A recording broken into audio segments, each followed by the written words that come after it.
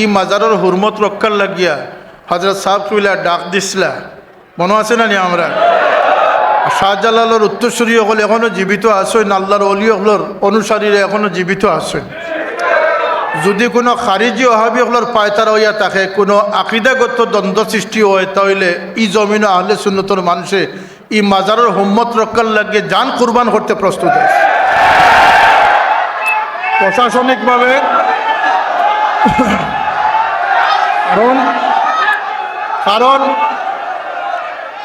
কারণ আমরা দেখি আর যে মা থাকি অনেক সময় মাসির দরদটা বেশি দেখা দিয়ে।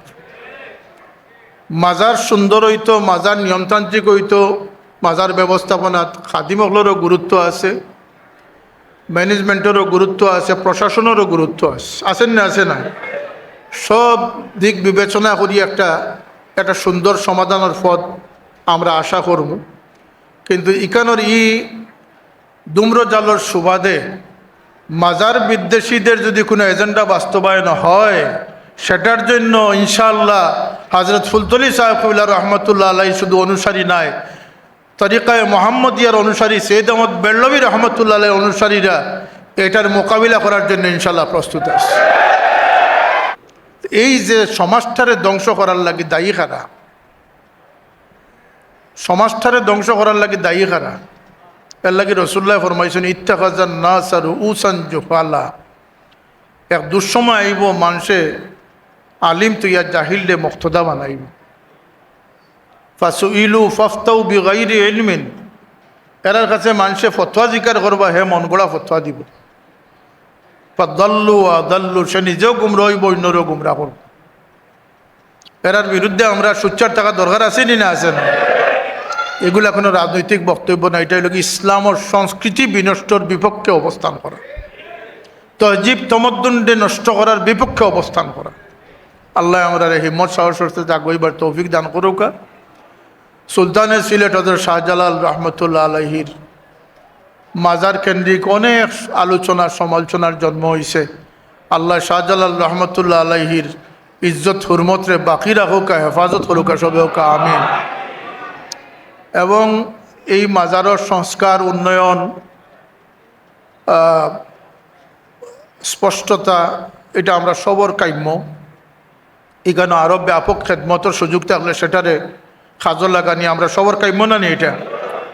কিন্তু যদি এটারে এই গুলাফানিত কেউ শিকারও ব্যস্ত হইন, যারা মাজারও যায় না, মাজারে অবজ্ঞা করে, যারা মাজারে মনে করে যে মরকাজুর শিরক, নাউজুবিল্লাহ, এরা যদি এই সুযোগে মাজার বিরোধিতাত অগ্রসর হইন, তো এটা জানিয়া রাখুন যেন ই মাজারের হুরমত রক্ষার লাগিয়া হযরত সাহেব কবিলা ডাক দিসলা, মনে আছে না নি? আমরা শাহজালালের উত্তরসূরি হল এখনও জীবিত আসেন, আল্লাহর অলি হলর অনুসারীরা এখনও জীবিত আসেন।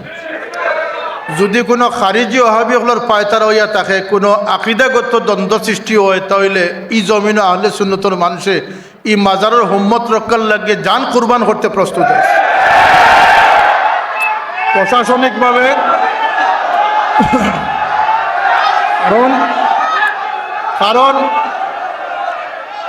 কারণ আমরা দেখি আর যে মা থাকি অনেক সময় মাসির দরদটা বেশি দেখা দিয়ে। মাজার সুন্দর হইতো, মাজার নিয়মতান্ত্রিক হইতো, মাজার ব্যবস্থাপনাত খাদিমগুলোরও গুরুত্ব আছে, ম্যানেজমেন্টেরও গুরুত্ব আছে, প্রশাসনেরও গুরুত্ব আছে, আছেন না? আছে না? সব দিক বিবেচনা করি একটা সুন্দর সমাধানের পথ আমরা আশা করব। কিন্তু ইকানোর দুম্রজালর সুবাদে মাজার বিদ্বেষীদের যদি কোনো এজেন্ডা বাস্তবায়ন হয়, সেটার জন্য ইনশাআল্লাহ হযরত ফুলতলি সাহেব কবিলা রহমতুল্লাহ আলাইহি শুধু অনুসারী নাই, তরিকায়ে মোহাম্মদিয়ার অনুসারী সৈয়দ আহমদ বেল্লভী রহমতুল্লাহ আলাইহি অনুসারীরা এটার মোকাবিলা করার জন্য ইনশাআল্লাহ প্রস্তুত আছে। আমার কথাটা খুব সুস্পষ্ট, আমরা সুন্দর সংস্কার, উন্নয়ন সব কিছুর পক্ষে। কিন্তু যদি এই সুযোগে কেউ মাজারে জিয়ারত বন্ধ করতে চায়, সওয়াব রেসানি বন্ধ করতে চায়, বা মাজারের হুরমত নষ্ট করতে চায়, এমনকি এরা ওই সমস্ত মানুষ যারা আজকে মাজার দরদি হইয়া কথাবার্তা করে এরা এক সময় কইছিল যে এই মাজারে গুড়াইয়ে দিত, বাঙ্গে দিলেই তো না। মাজার আছে, মাজার থাকবো, জিয়ারত আছে, জিয়ারত থাকবো। এর পরবর্তীতে যে সংস্কার আনার দরকার, সৌন্দর্য আনার দরকার, সেটার সাথে আমরা একমত আছি। আর আমি মনে করি যে এই সমস্ত যে প্রেক্ষাপট গঠিয়া যার এটার সাথে মাজারের